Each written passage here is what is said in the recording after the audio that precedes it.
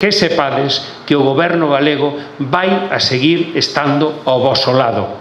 E vamos a tratar de que isto sea o inicio dun camiño longo e sea, por que non, tamén un exemplo para outras institucións de como si é posible conseguir unha confluencia con naturalidade, con normalidade, porque os tempos de hoxe non son os tempos de cando os primeiros galegos chegaron aquí, a este país.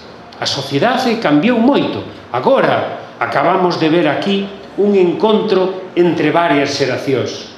As nosas persoas máis grandes que viaxaron á súa terra, algúns despois de moito tempo sin visitala, que puideron ver aqueles lugares donde naceron, que puderon visitar as súas provincias, que puderon recorrer Galicia. Eu que tuven a honra de recibilos, a maioría deles, no aeroporto da súa chegada, poder disfrutar da nosa terra.